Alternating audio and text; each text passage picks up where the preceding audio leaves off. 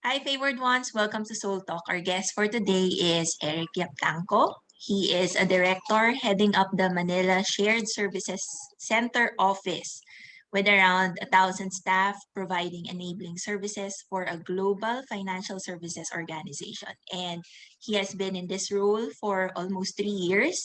Prior to this, he has been moving all over overseas. For almost 20 years, he was living abroad. So different assignments, work assignments. And for those who are Athenians, he's a graduate of ME. And we know that with management engineering, it's really a very rigorous program. So Ganun ba yun? so so now we That's, we we know what kind of a person Eric is. First impression, o 'di ba? So, hi Eric, thank you for saying yes to, guesting and kamusta ka?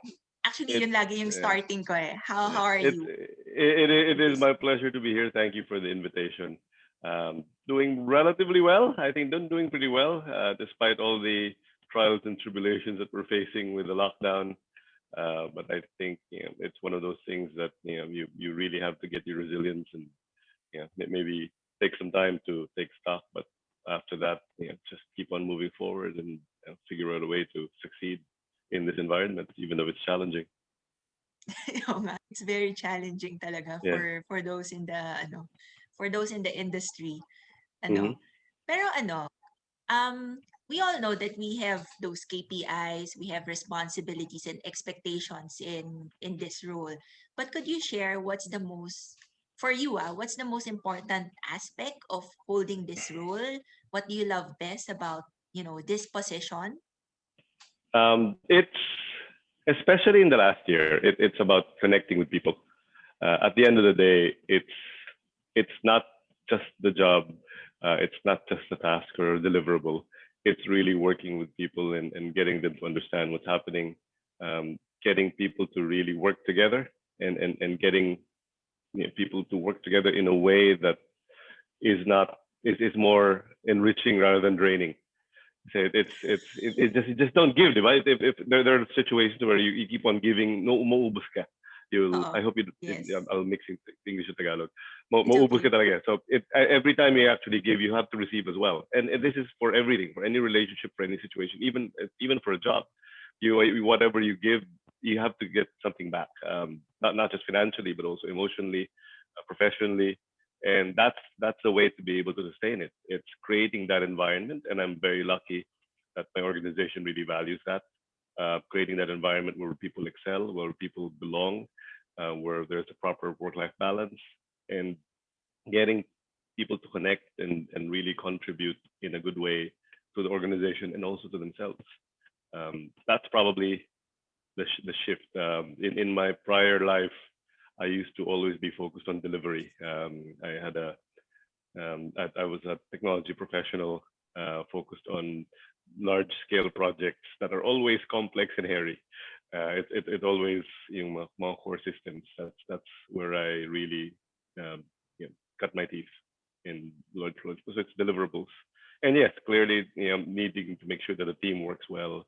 Um, but then in this role, it's even bigger because we have 1,000 people plus, and making sure that everybody works well and everybody is glad to be in the office. You spend what 80% of your waking hours working, um, right? Oo Because nga, you have to love your 60, work if it's yeah, 80%. 60 to 70 or maybe even 80% of your waking hours working, and might as well be able to go in a place where you actually would like to work and be functional and be productive.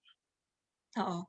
Actually kung I mean, the people in your organization must Hmm. really feel very blessed that, the company is focusing on people rather than, the deliverables per se. Although, of course, kasama talaga yon, important din yon. But the shift right now is more on the people. And, ano, I don't know kasi if a technology person, I would think that this person would be more of an introvert, Hmm. cannot really communicate with people.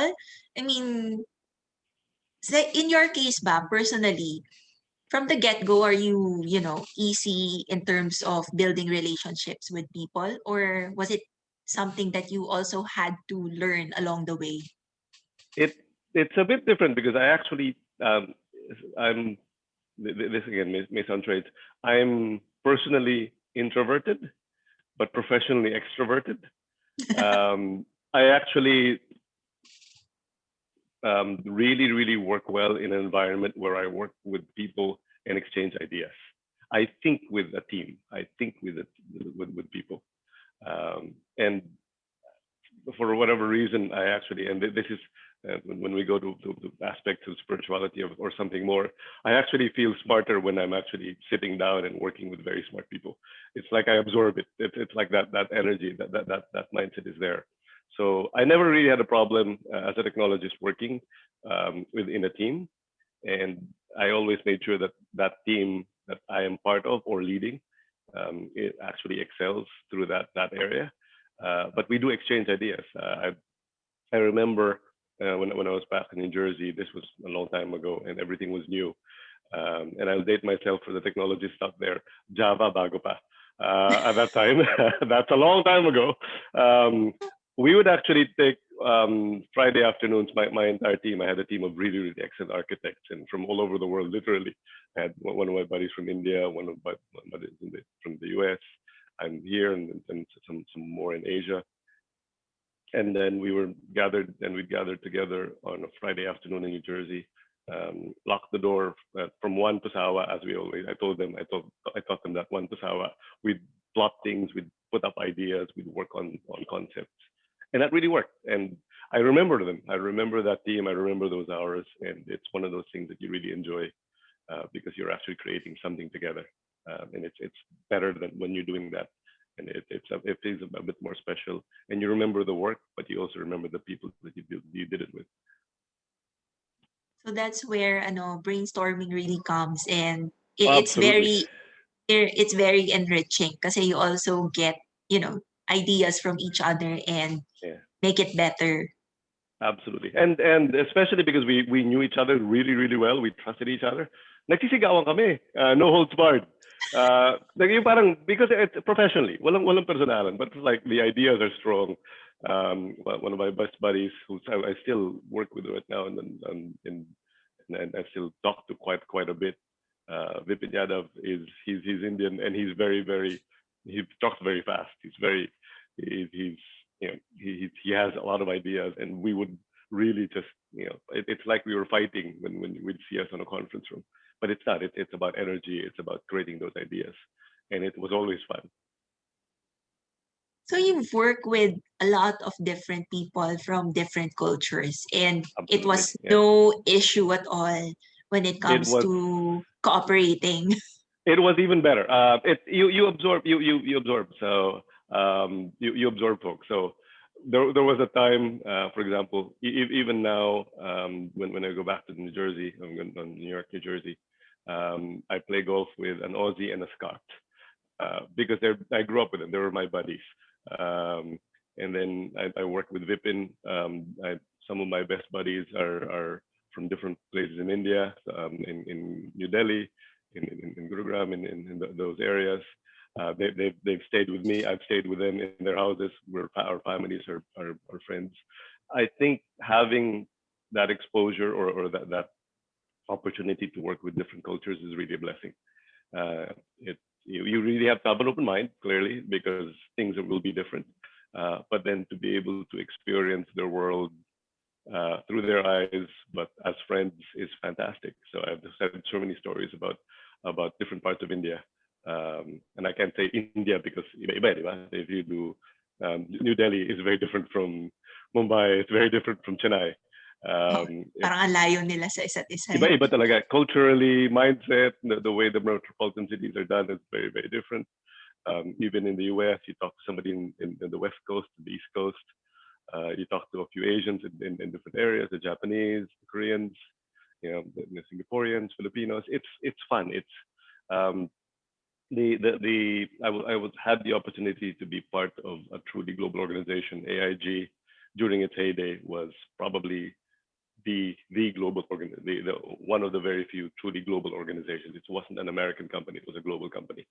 And to be able to have that experience, to have a meeting where I had a South African, a Kiwi, an Aussie, a Scot, a Bostonian, an Indian, a Brit, and a Frenchman and a Filipino in the same room was something that was normal, and it was fantastic.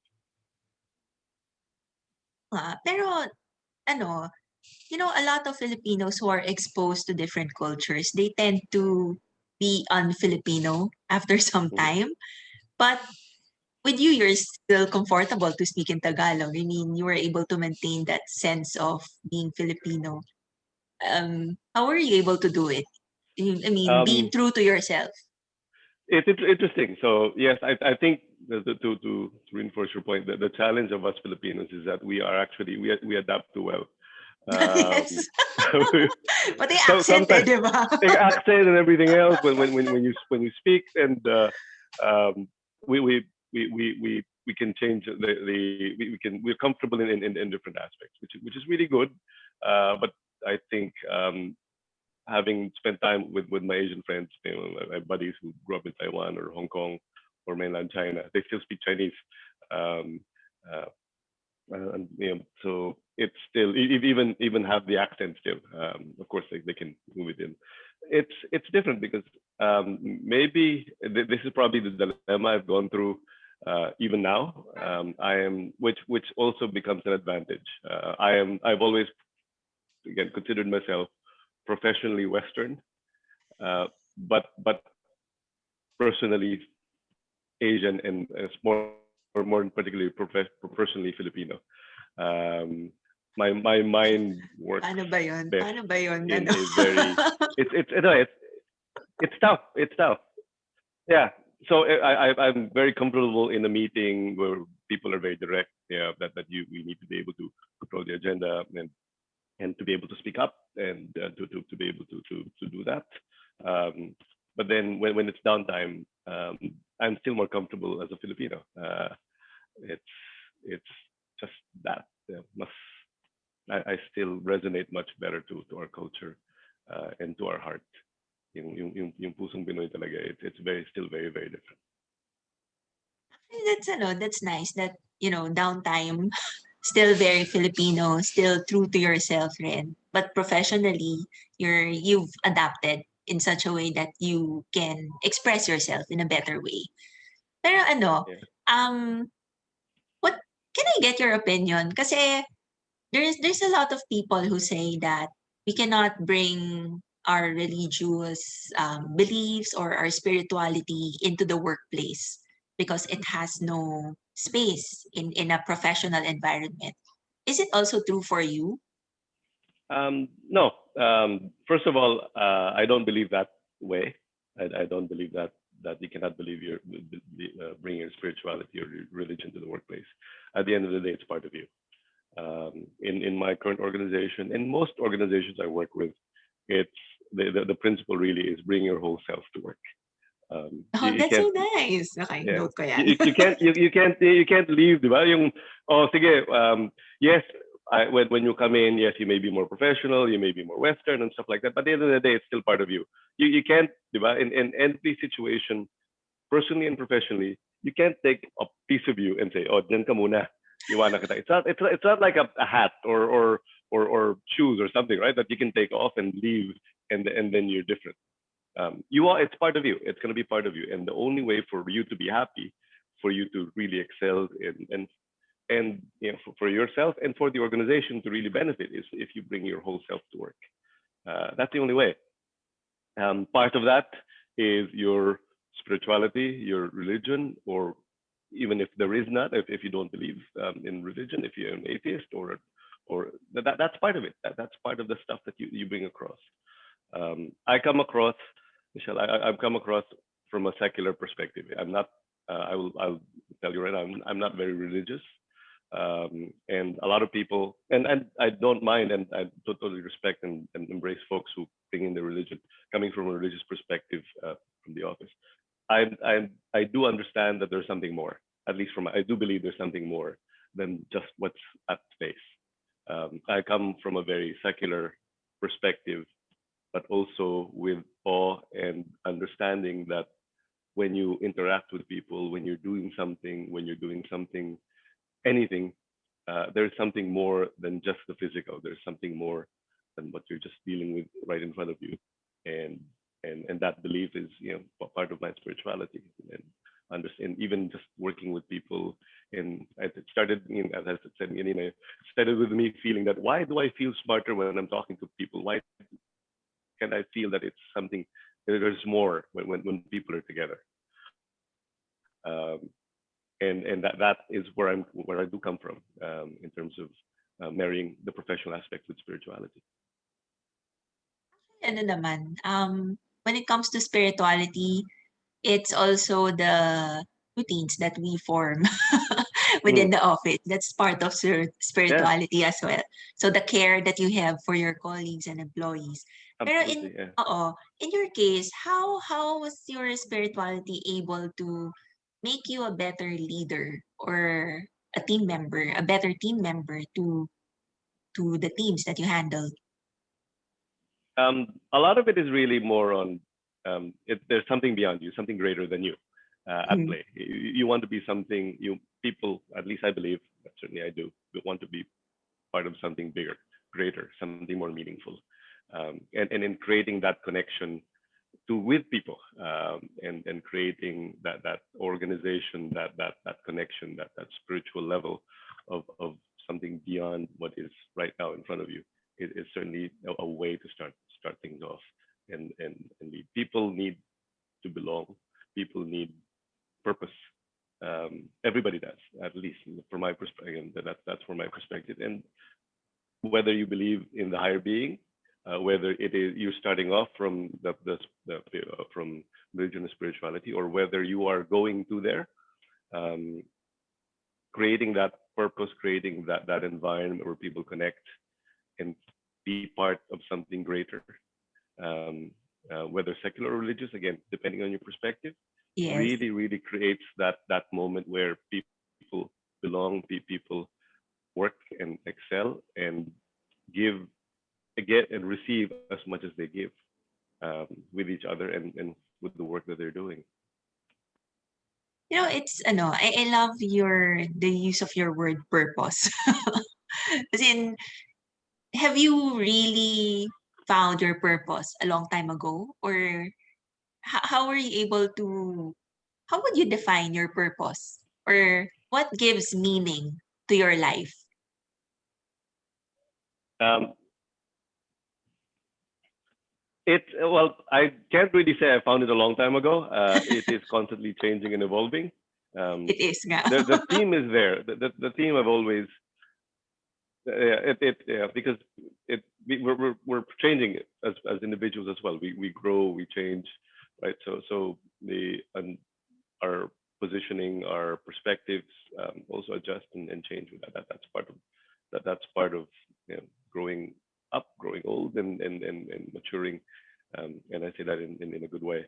Uh, but in general, I've always felt that the general theme is to be part of something bigger, something more, something meaningful, something that is bigger than myself, um, and and to be able to do something meaningful for the world, um, and and when in doing so, connect with people, connect with friends.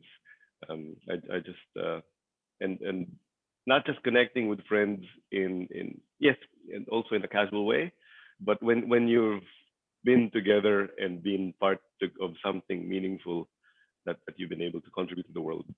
It's nice to be able to connect again, and look at it from that perspective. Been reaching out to a few friends.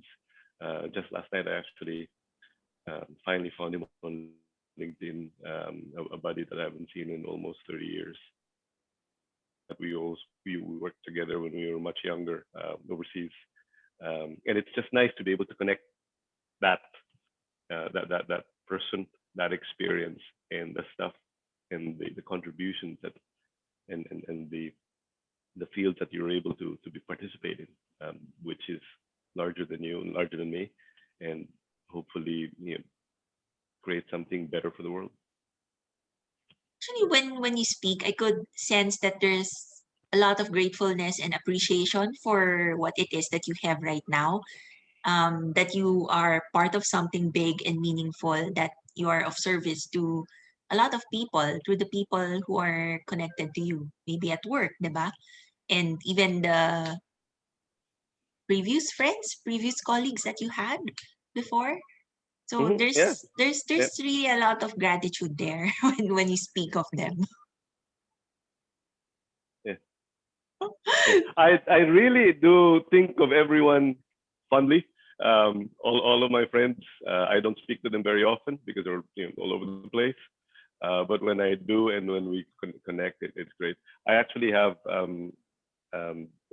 have a small tradition that as much as I can, I have a small I have a mannerism or a saying or a thought that I learned from one of my friends. I remember the person in Japan. I lived in Japan for about 7 years, and before you eat, you say itadakimasu, and then you smell rodozo. And I remember the person, for example, when I say itadakimasu, I remember Suzuki-san, Yoshio Suzuki-san, my buddy and my former colleague in Japan, was the one who taught me that. So it's the small things that you do, and then and you remember the people who actually taught you that or introduced you to that. It's a great tradition to be thankful, to remember friends, and to remember how much they've shaped your life, because it is. I agree. I am very thankful. I am very fond of my memories and my friends and my experiences, um, and and it's part of me. It's part of who I am, who I've become, and the great way to be able to do that is to celebrate that and celebrate the people. Minsan kasi people don't realize that, the people that we encounter in life, whether it's just a short time or a long time, they really leave such an impact in our lives and the way we grow as a person. And Yeah, like what you said, 'di ba? Parang some of the things, kahit maliliit na bagay, you'd remember that person for having that small impact to you. Ano yung yeah. parang I think nagka-cut. it's great to be able to celebrate that. Yeah. Yes. Mm. Yeah, nga So, eh. Sorry. I hopefully we're back now. oo, parang nag-choppy kasi, pero okay lang naman. So, throughout your journey sa career, Yeah. I I um, I I I think I think my internet connection had a hiccup, so I think it should be fine now. oo, Uh, okay lang yun. Normal yan ngayon. So in your journey in this career, um, when you started off, did you really see yourself really going up the ranks or envisioning that you would, reach this position or maybe even higher in the future? I've always wanted to be part of something big. So in that sense, yes. Maybe not necessarily an individual achievement or a specific, I will be vice president of this or president of that. I never really looked at the at least from my perspective, I never really looked at the titles or the specifics. But I want to be part of this thing. I want to be part of that thing. I want to be able to lead a project of this size, because it's looking. I've always with the work, with meaningful work, and in that sense, that probably was more of what I had seen, instead of looking at, I'm going to make this much or I'm going to be at this level at this time. Um, and it has worked for me. It's really uh, follow the work that was meaningful, that I would enjoy, that ignites my spirit, and really excites me. And if you follow that path, and that things will happen, you will get paid better, you will get the job, you will get the title. Um, but it always helped me to actually follow the work, and or follow the passion, and or follow the thing that really ignites the soul, and yeah, follow through on that. Oo. I love what you just said, that it's not really the position you're after, it's more of the work. What kind of work would be meaningful for you? What kind of work would excite your soul? Kasi a lot of people right now wouldn't really look at the work. Yeah, They'd rather look at the compensation or the title that comes with it. So, but in your case, it's really the work that you're looking at. So you're still being, true to yourself in that case because you Yeah. want to be part of something big. Then you have to look at the work rather than the fringe benefits that comes with it.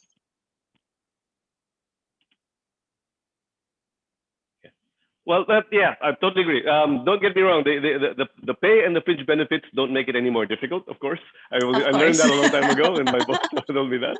Yes, it's not about. I told him no, it's not about the money. Yeah, I know, but it doesn't make it more difficult, right? Which is true. But it's not the purpose. It is. It becomes a result. It becomes the the thing that comes out because of what you're pursuing, what I've been pursuing. Um, I maybe have been just fortunate enough that also had a lot of opportunities. So things, Okay, medyo well, nag medyo nag-choppy. the career options. Parang medyo ang narinig ko lang is you're just lucky that you have Flip. opportunities, parang ganon.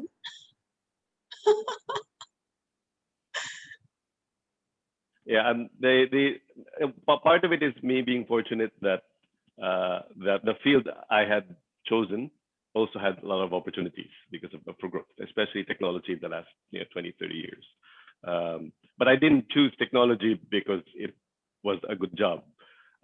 I grew up as a geek, so I really liked it. I really liked, I fell in love with it when I was a when I was a young kid, and I just embraced it, and continued on and followed it.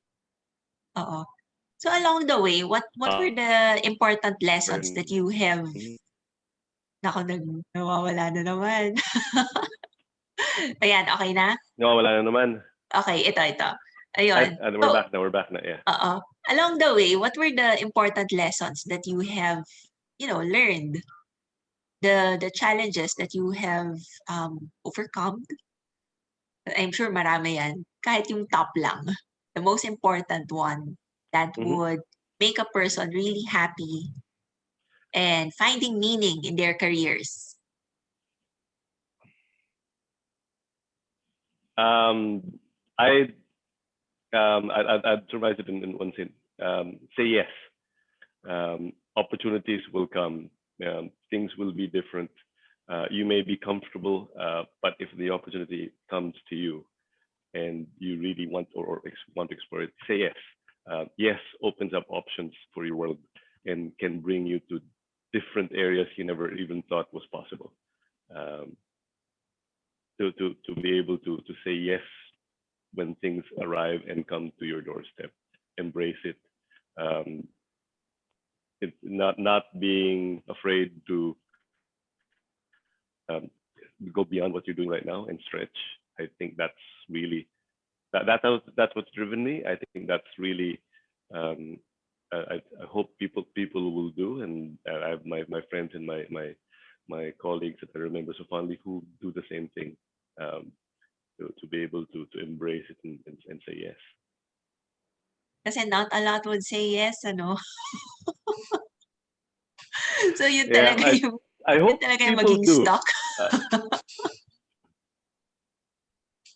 yeah, when I do talk to my team, I'm now at the point where I am the one mentoring. So I had a I had a really fortunate career where I had really wonderful mentors from all over the world and from different places. Now I'm mentoring it. That's what I tell them. It's hard. It's scary to say yes, right? It's easier to say no because when you say no, it's like you just do whatever you're doing right now. You continue on.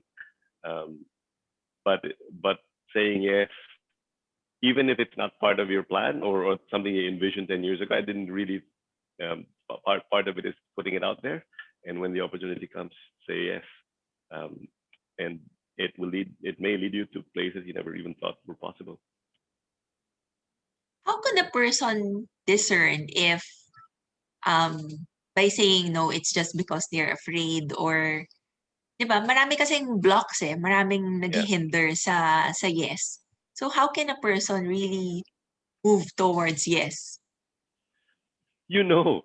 You know the minute the minute it comes out. You know what, if your heart leaps, if it skips a beat when that idea comes on, you know. And then of course then you think and think and think and think, um, and sometimes overthink it. They have a joke nga, di ba? If you can't decide, flip a coin. When it's in midair, then you'll know whether you wanted heads or tails, because you always do, right? So based on intuition, alam mo na They, dapat they, yun. you would know, you would know what you're looking for. You know where your heart, where your soul, where your mind is headed.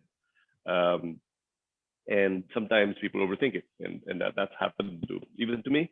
But at the end of the day, you strip out all of those layers, you strip out all of those fears, and you do it. Um, and you say yes to the opportunity. Ano, in this role, what's the toughest thing that's really part of the work? Yung parang it makes your heart aches. Parang ganon. Um, it's seeing people with opportunities, and people not taking them.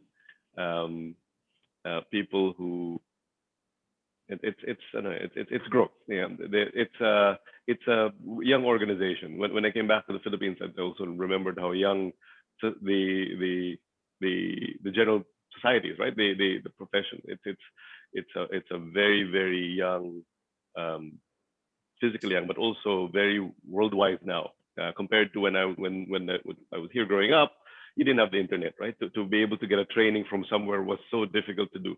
So people are aware, people are there, so the world is there, Mhm. um, and the opportunities. While there's clearly more competition because it's now a global stage, the opportunities are also there.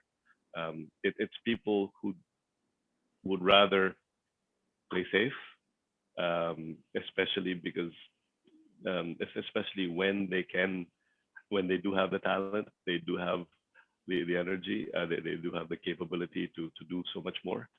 Um, um, so that's difficult when you're talking to people and trying to encourage them, because you know that they can do so much more. Um, it does, frankly, it also takes a lot, because you do have your bad days. We all do. And I'll be honest, I actually told my team, when the ECQ was announced again, of course you're gonna have to take a step back, because we all got affected in the last few weeks, because I think we were slowly progressing, getting back to normal, and suddenly this happens. Um, you do have, as leader of the organization, I have to be the optimist. My boss always like to say we're leaders, we're paid to be optimists. Uh, I love that. And that's a nice thing to think about. But it does take some time, a toll.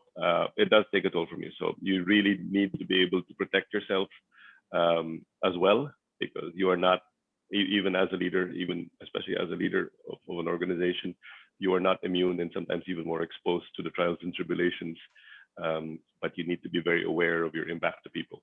So that's probably that level of awareness that I've achieved in the last 2 3 years, especially because it is a big team, and I need to be able to really help people, and to be able to connect people, and lead, be calm, and to be, consistent, to be able to communicate properly, to be informed, to be balanced. Um, but that takes a lot of effort as well. Yes, it So does. yeah, so taking a lot of time, um, and the right amount of time to be able to get back, reflect, recenter, rebalance, so that when you go back out, you are actually going to be helpful to people. It is very important, and that's part of it. It's sometimes you need to take a step back. Hindi ka pwedeng maubos, but that's always it. Yeah, Yeah, it's true. and everything that you do, you have to recenter. You also have to receive as much as you give. Else you're just going to burn out. You're just going to not be able to help anybody, including yourself. How do you center once again or find that balance? Or at least yung Um, ano lang, I enrich mo ulit yung sarili mo. I do take a lot of time just sitting, sometimes reflecting. Um, I have friends who help me meditate as well. While again, I don't necessarily come from that spiritual aspect. I don't start from that. It does help when I get to that. Meditation groups. My partner really helps me with that, and also getting me to recenter and re-energize.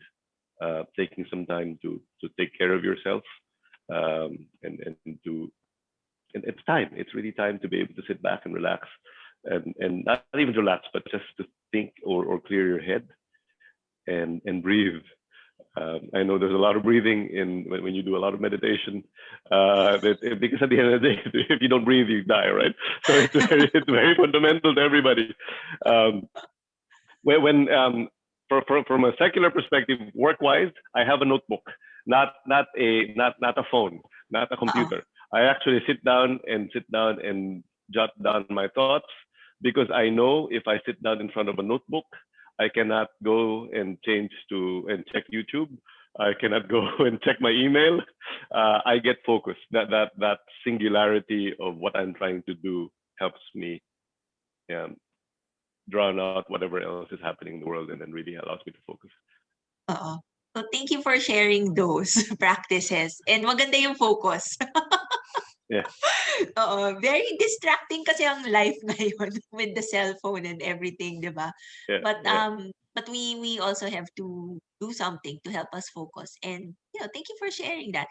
I realized as you were talking, ganun ba talaga as a person goes up the career ladder, it's really more of taking care of the people rather than focusing on the technical side, the deliverables, it's really people management majority. It's a balance. It is a balance. I do miss being on the edge, but it is a balance because, you are working with people, and you're probably the most effective in an organization, setting the tone and working through people.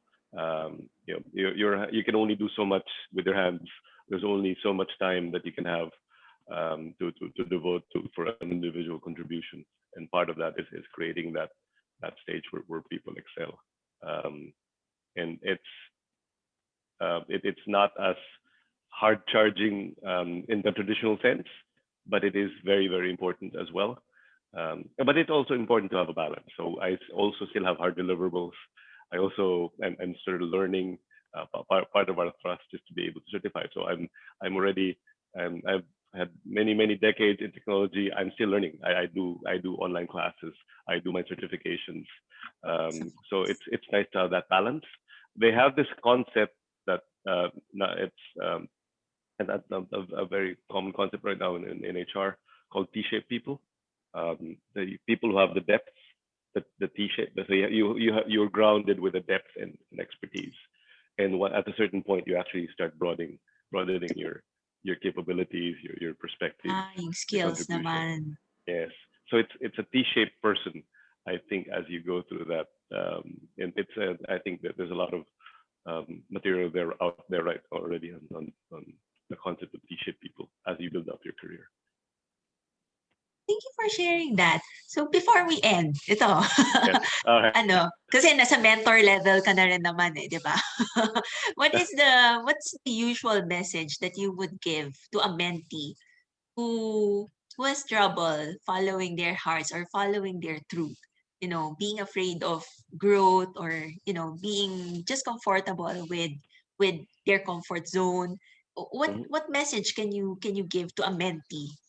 I actually said this. I say this to my team. I say this even to some of our new grads, when I talk to them, and I firmly believe this. Whatever you think you can do, you're not even close to really your potential. You can do so much more. I did not know that. I think I still, even now, even later part of my career, I still believe I have so much more potential. Um, but it's really, even though you think you can still do double, that's not even close. You can probably even do much more, in what you can do and in your capabilities. It is for all intents and purposes limitless in terms of the opportunities and the capabilities that you can have in throughout your career. I super agree. A lot of us are not, sometimes we don't realize that we're ready for something really big or something greater until we, take that first step, until we Yeah, try.